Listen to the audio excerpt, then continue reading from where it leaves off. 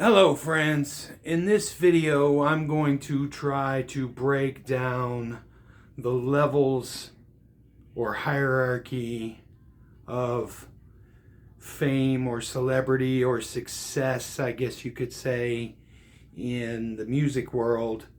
Have you ever met one of your favorite artists or singers? Well, one thing I like to think about is, what does that person think about when they meet their favorite artist or singer? And who would you think is on the very, very top of that mountain?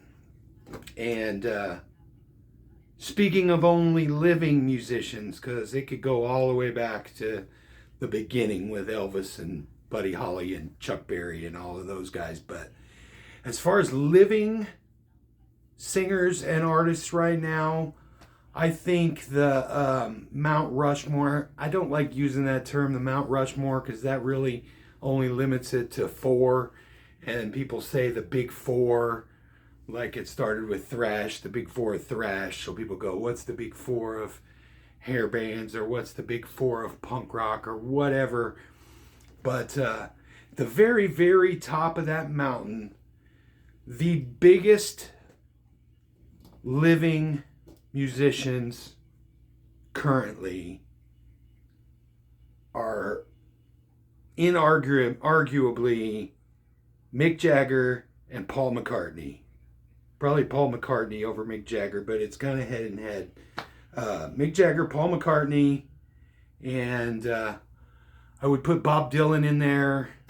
And in association with those guys, you could put Keith Richards or Ringo Starr.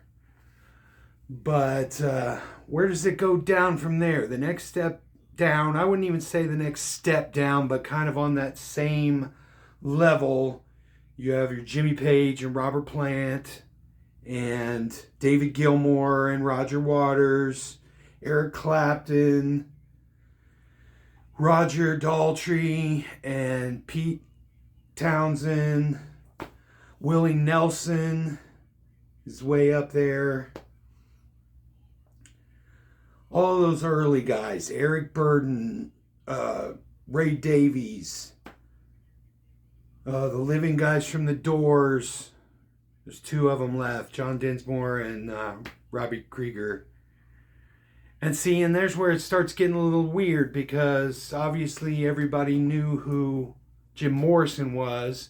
And if you knew a little deeper than that, you probably knew who Ray Manzarek was. But you really have to know your stuff to know what John Densmore looks like. And he can probably still go to a grocery store without getting bothered most of the time. And that's a theme that we'll get to a whole lot on this. But let's get through that whole top level of just the ones that I brainstormed. I'm going to leave people out. So if I left out any of your favorites, comment them down below, and let's talk about which ones I left out. But we have your Neil Young, Grace Slick, Elton John, Rod Stewart, Barbra Streisand, Cher, Paul Simon, Carlos Santana, Brian May, and Roger Taylor. And see, and that's an interesting case, because John Deacon has kind of stayed out of the spotlight since the heyday of Queen, so you probably wouldn't even recognize him. He stays out of the spotlight. So Bob Weir, who else do I have here? Peter Frampton. Then we're getting into another level of the people that are up there, but they're not quite at that top level. Like Ozzy and Tony Iommi, and then Geezer Butler goes along with Tony Iommi, Richie Blackmore, and all of the guys that are still in Deep Purple, Ian Gillan and Ian Pace, Phil Collins, Sting, David Coverdale.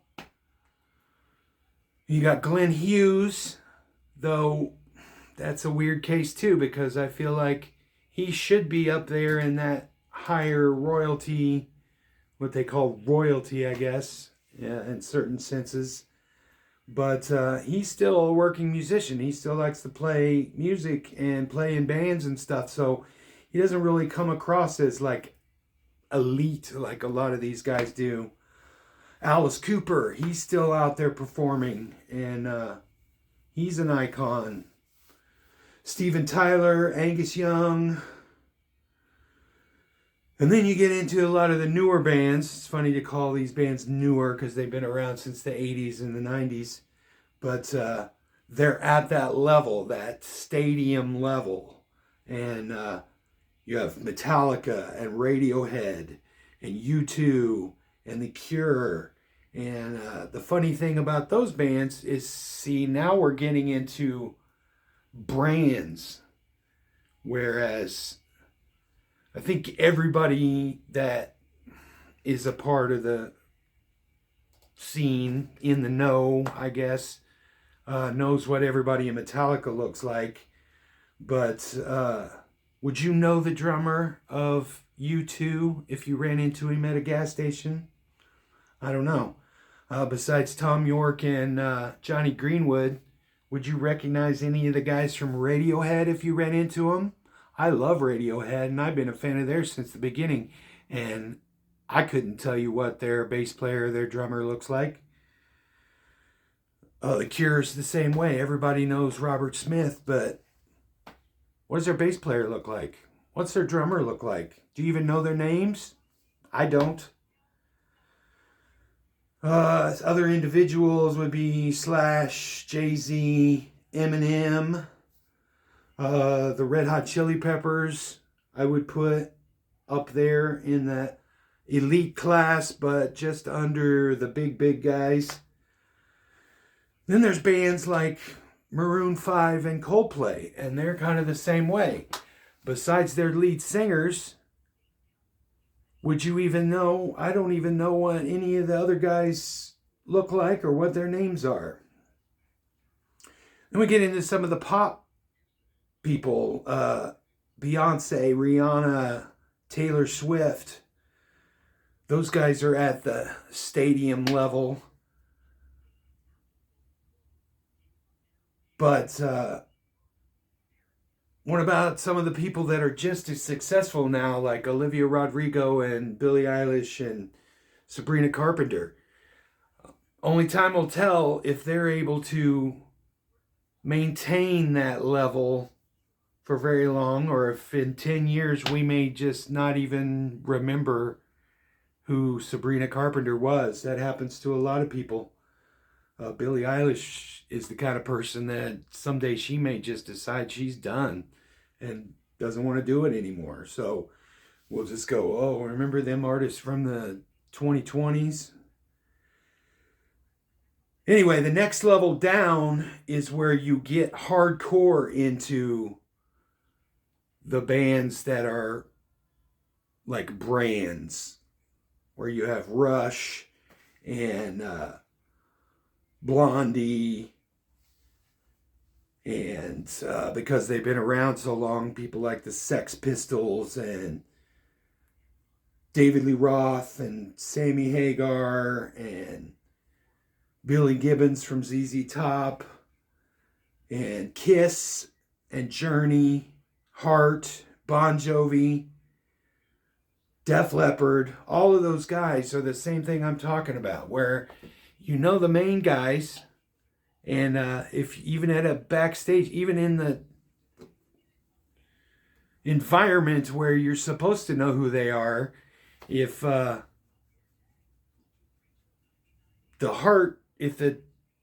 Wilson sisters were standing there right next to their drummer, you wouldn't even know who their drummer is. A lot of those bands have people that are in the bands that weren't even around when they were from the time that they were having hits and were big.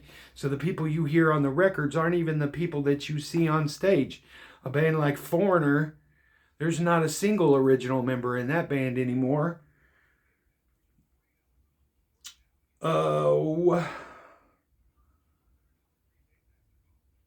a little newer bands that I put in that same category are like Dave Matthews Band and Pearl Jam and Foo Fighters and Green Day.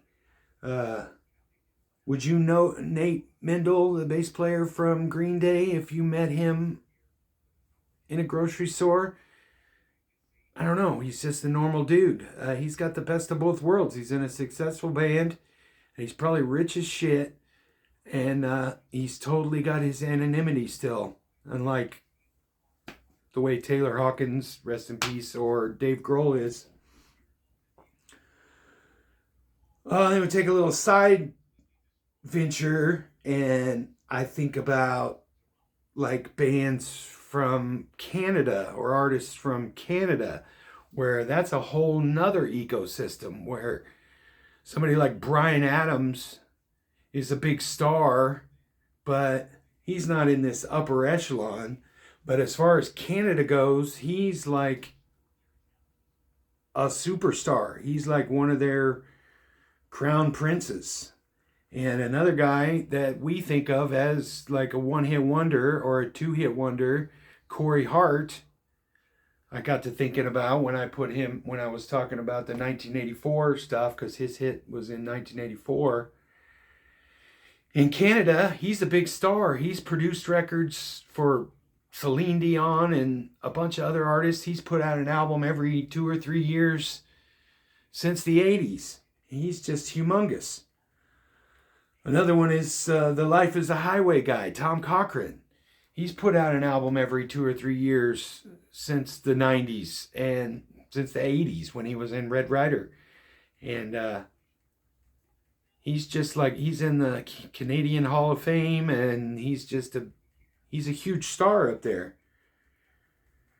The Tragically Hip is another band that I just learned about recently that's probably the biggest band from Canada, and we barely even know who they are here.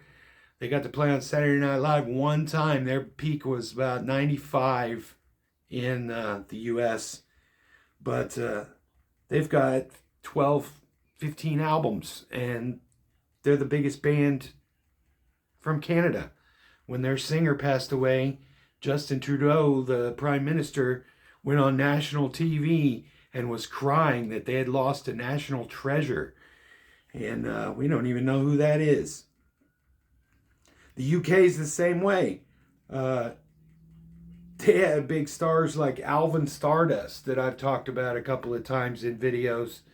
He was kind of like an Elvis crossed with David Bowie kind of character, and huge star in England. Cliff Richard's the same way. Just since the 60s and 70s, he's been a humongous star. He's like what, shoot, I don't even know. He's as big as Steven Tyler or somebody like that. Brian Ferry's the same way. Like, we know, some people know who Roxy Music is, and some people know who Brian Ferry is, but in England, he's humongous. People like Holly from Frankie Goes to Hollywood, or the guy from Dexy's Midnight Runners. Those guys host TV shows, and they've been active since their heyday in the 80s. Anyway, back to the levels.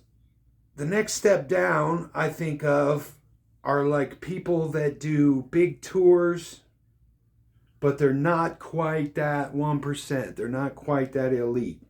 But they tour, and I'm sure they're comfortable on tour, and I'm sure they make money when they tour. Bands like Creed, or Godsmack, or Incubus, or Jack White, or Tool, or even John Mayer. I think Machine Gun Kelly has moved into that level. Then the next level down from that, I feel like, is people that don't have FU money. They still have to work to live. They still have to play, and they still have to tour to get out there. The kind of people that play 1,000 to 5,000 seaters, theaters, and not arenas, but like smaller arenas, up to 5,000 or 10,000 people. And I think at that level is where we move into a whole nother class of artists, because those are usually the kind of people that don't get a lot of chart success. And this is where the industry is changing a lot. And I'll talk about some of that a little bit later. But they don't have a lot of chart success. A lot of metal bands, a lot of indie bands, a lot of YouTube bands. There's a lot of YouTube bands. There's hundreds and hundreds, if not thousands, of bands you've never heard of that they get between 20,000 and 300,000 views on their videos consistently. And they make a nice living on their content, and I'm sure they play shows and they tour, because that's the dream as a musician, or as a rock musician at least, is to play. So I'm sure they do shows, but they're not out starving on tour because they don't have to. They're making a living making content. And that's, like I said, that's where the industry is changing a lot nowadays. There's another side bar that I wanted to go into. There's a couple of people like that I follow, that I know a guy that knows a guy that knows these people. And so I started following them. So I feel like I am like 2 steps away from being in the crowd of people that I want to be in.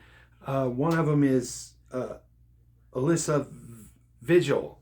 And I started following her in her own band. I think she's from LA.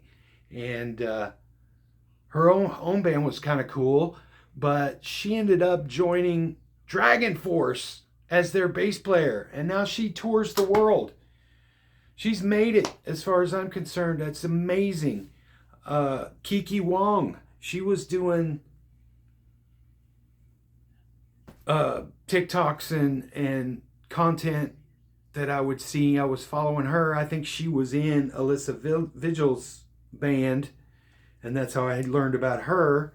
And she's the new touring guitarist for Smashing Pumpkins now.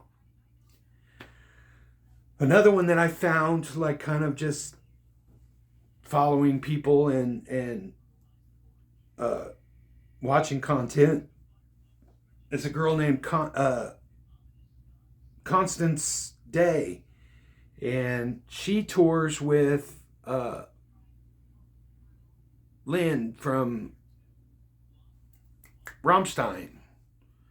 And she's amazing. And she was posting all kinds of stuff from being on tour. Lindman, that's his name. She was posting all kinds of content from being on tour with him.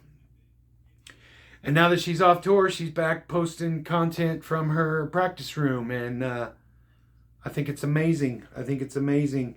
These people are doing exactly what I'm trying to do. If I just need to get my foot in the door in the right way. Anyway, back to my levels. That brings us to the people that are playing at big clubs and theaters. Those kind of people play at clubs and theaters. And then that brings down to small clubs and venues, and then bars, and breaks down into a local scene. Even local scenes have a defined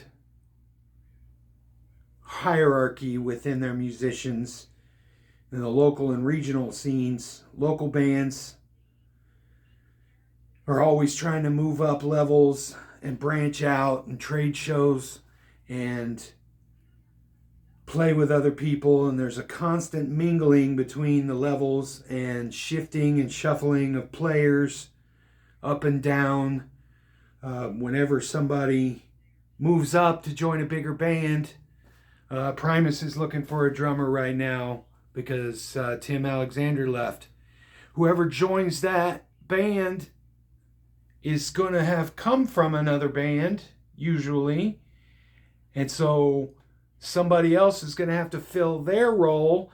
And there's just that constant shuffling of musicians up and down. It was a weird instance when Metallica needed a bass player because Robert Trujillo had been playing with Ozzy, and they basically just traded. Usually when that happens, when somebody goes off on their own or moves up to the next level, the next person is ready to walk in there. But Jason Newsted, that left Metallica, joined Ozzy when Robert Trujillo left Ozzy to join Metallica. So I thought that was a funny situation. There's a documentary about called Hired Guns, about side musicians and session musicians and hired guns and stuff, and it's really, really cool to see if you're kind of into this kind of stuff like I am, like to talk about this stuff. Occasionally it happens like in the movies, but not very often, where somebody is plucked from their bedroom to be a huge star, like Justin Bieber getting discovered by Usher and Justin Timberlake, and like Billie Eilish coming out of their bedroom to become a big star. But usually that's not good, because if you're going from singing in your bedroom to playing on big stages in arenas, there's a level of work that you have to do, and I think those people have rose to that occasion, but I can't see that as a regular thing. That's probably the exception to the rule, because you have to learn how to get crowds. You have to play to 3 people for years and years and build your crowds. That's something that Taylor Swift did. She would play side stages and festivals and play anywhere where anybody would listen to her stuff, and just got out in front of people and made them pay attention to her, made them like her. You have to learn how to get a crowd. You have to learn how to keep a crowd. You have to do the work.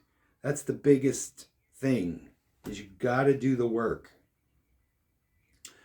Another thing the takeaway that I have from making this list and thinking about this stuff is that I notice that since the streaming age, there's not a lot of people in that middle area anymore.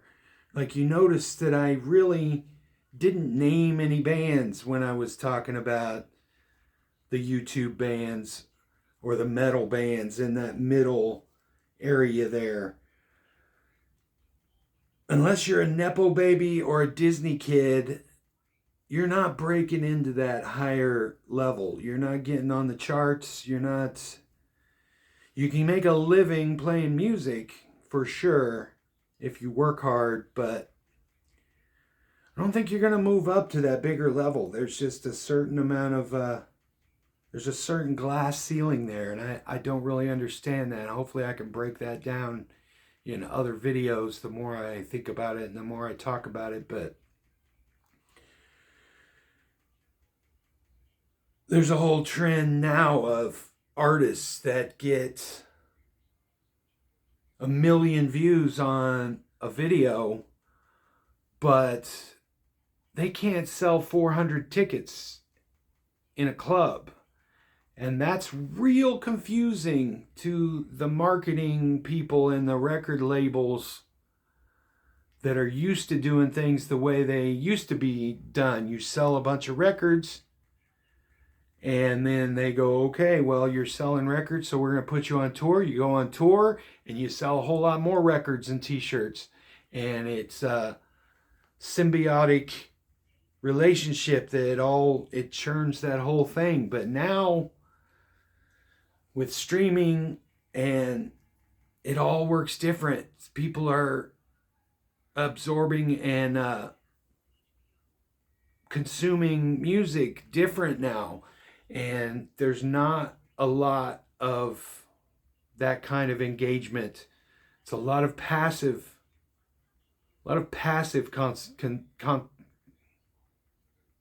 consumerism now. People just see you on TikTok and just scroll on by.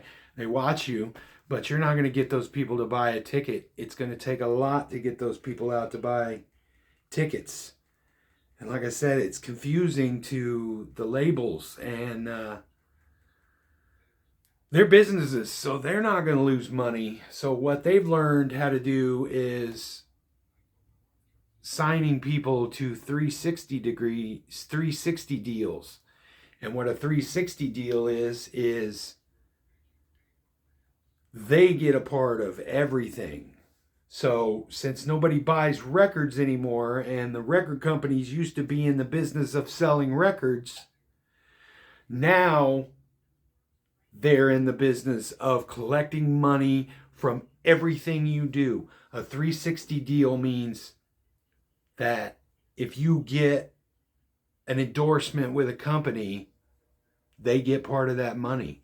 If you get paid for being in a TV show or in a movie, they get part of that money.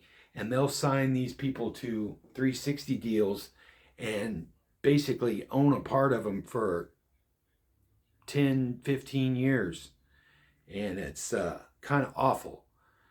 And at this point, I don't know why you would ever want to do that. I guess there has to be some kind of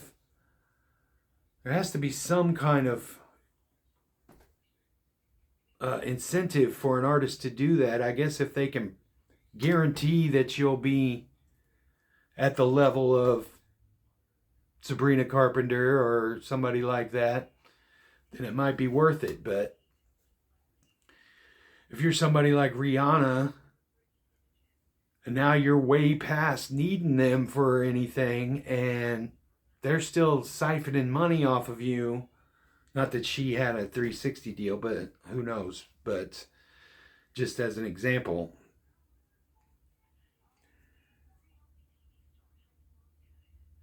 basically, a lot of these bands and artists are learning why go on tour and suffer and be away from your family and